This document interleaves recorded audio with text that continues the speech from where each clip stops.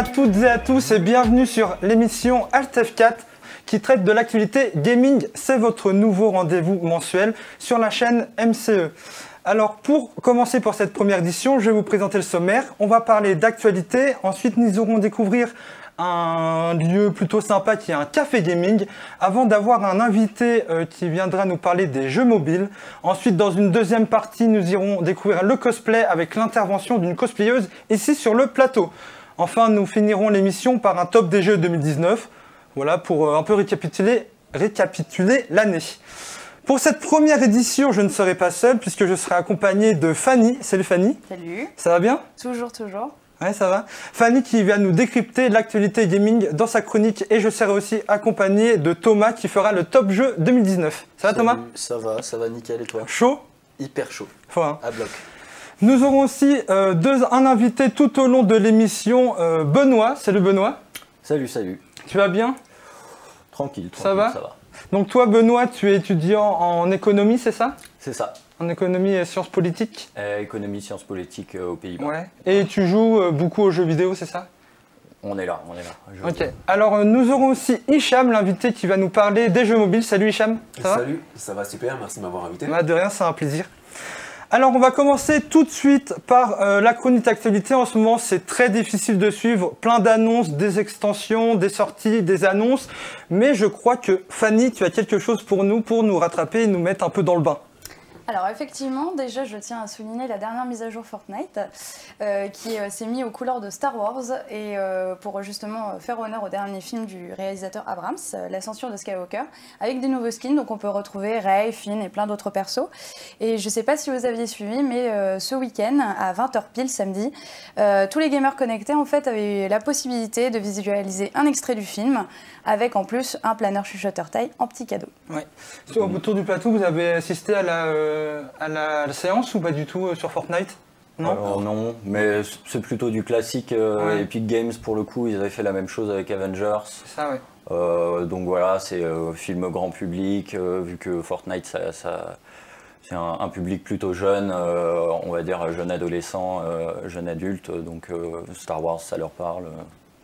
Classique. Ça, et puis Disney toujours, hein, que ce soit Marvel ou Star Wars de toute manière. Ouais, ils sont partout.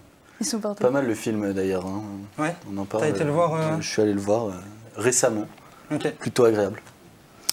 Alors, pour continuer, je ne sais pas si vous avez entendu parler de l'entreprise Qualcomm, qui est un géant spécialisé en nouvelles technologies. Et ils viennent de mettre en place leur dernière plateforme qui est spécialisée dans la réalité mixte et les performances de la 5G. Et ils présentent un nouveau casque. Bon, moi, perso, je trouve que plus ça ressemble à des lunettes de soleil, qui est avec jusqu'à 7 caméras, qui prend en charge des vidéos 360 degrés, en 8K, 60 images par seconde, et le tout sur chaque œil. Donc, c'est assez pas mal. C'est plutôt pas mal, hein. Et je vous laisse juste visualiser un petit extrait du teaser qui est vraiment très très futuriste. Moi personnellement quand je l'ai regardé ça m'a fait un peu froid dans le dos.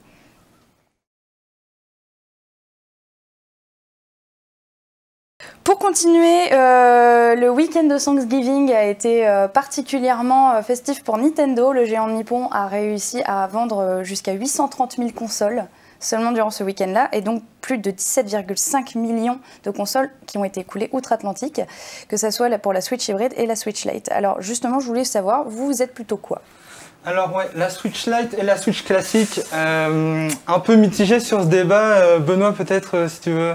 Disons que je vois pas trop l'intérêt de l'existence de la Switch Lite. Bah, on va dire que c'est plus pour un public enfant, voilà, qui avec les parents qui n'ont pas forcément envie de voir les enfants devant leur télé, et plutôt avec une console portable. Je sais pas pourquoi ça rassure plus les parents. Mais moi j'étais un grand fan de la licence, licence DS. C'est vraiment. J'ai jamais été un grand fan de Nintendo, mais pour moi, au niveau console portable, ils ont toujours été au top. Et là, franchement, c'est. C'est vrai qu'on ne sait pas trop la plus-value avec la Switch, parce que déjà, on perd le côté Switch qu'on peut plus mettre sur un grand écran. Donc au final, on se retrouve juste avec une Game Boy plus. Est-ce que c'était vraiment valable de la sortir? Après, ça touche un public, hein, puisque ça s'est vendu. Toi, Hicham, est-ce que tu t'es tenté par cette console? Moi, la Switch, je suis hyper fan. Alors moi, déjà, je suis hyper fan de Nintendo. Donc moi, je parle du principe que quand Nintendo fait quelque chose, ils ont souvent raison. Là, le problème, c'est que en l'occurrence, c'est vrai que j'arrive pas forcément à les suivre. J'ai l'impression de voir une grosse DS. Parce que vous en pensez, exactement, une très très grosse DS. Donc finalement, la Switch à la base, c'est quand même une console de salon qui se veut portable. Donc là, si on enlève le côté console de salon, bah, finalement, on se retrouve avec plus rien. Mais bon, Nintendo, on vous aime quand même. Hein, si vous voulez nous envoyer des produits, n'hésitez pas. Alors, on va continuer avec la chronique de Fanny, qui va finir sur les nouvelles consoles. Alors, pour les nouvelles consoles, bon, je pense que ce n'est plus une grande news. On est tous au courant qu'il y a eu les annonces diverses et variées pour la PS5 et la Scarlett de chez Xbox. Alors, bien évidemment, il nous manquait des infos principales, c'était la date et sa sortie. C'est des rumeurs, mais normalement, la PS5 devrait sortir courant 2020 comme la Xbox, celle-là par contre pour le dernier trimestre. Et le prix de la Xbox sortirait autour pour la standard à 570 € et la Premium Plus Plus avec tout ce qu'il faut à 900 €. Fuite d'informations, rumeurs, je sais pas. Moi personnellement, je pense pas qu'on va trop se baser là-dessus. On se souvient bien évidemment du bid de la PS4 à 600 balles. Hein. Exact. Vous êtes quoi, Fanny, toi t'es plus quoi, quel team autour de... J'ai grandi côté Xbox, mais il faut avouer que je commence à m'y mettre niveau PS et malgré son design un peu gracieux pour moi personnellement de la PS5, je pense que je partirais plus là-dessus. Ça a l'air vraiment ouf, j'ai maté le teaser en boucle. Ok, super. Vous, plus Sony, je crois, par ici? Moi, entre Alexa et l'aspirateur, je prends l'aspirateur. 100% Sony. Hein. Ouais, Sony. Même si la PS5 ressemble un peu une cuvette, finalement, de nouvelle, mais Sony à fond. Mais d'après les annonces, la PS5, ça va être vraiment un monstre de performance, donc j'attends ça. Après, moi...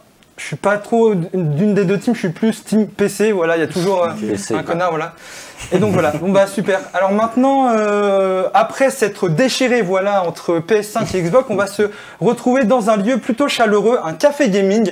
Le concept est simple, jouer aux jeux vidéo avec ses amis en buvant un coup. Donc c'est parti, Magneto, et c'est un reportage réalisé par Clément.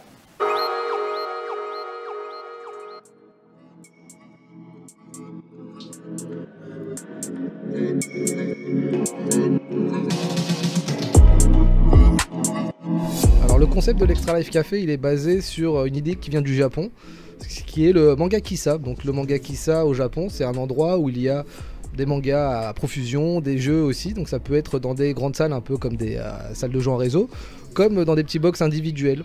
Donc on a ouvert une salle de jeux avec des bandes d'arcade, des consoles rétro, des consoles récentes, des mangas et des jeux de société qu'on met à disposition donc dans des espaces de jeu moyennant un tarif d'entrée.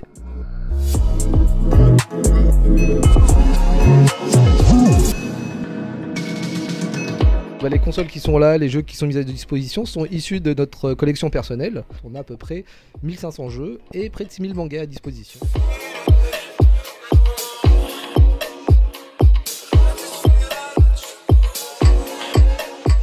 C'est-à-dire qu'il y a des grosses communautés de joueurs aujourd'hui sur les réseaux qui s'affrontent en ligne. Mais on s'est rendu compte qu'ils avaient une vraie envie de jouer entre joueurs, ensemble, en même temps. Et que c'était pas forcément facile pour les joueurs de pouvoir accueillir 5, 10, 15 potes à la maison. Et que finalement voilà, ils nous ont demandé d'organiser ça ici.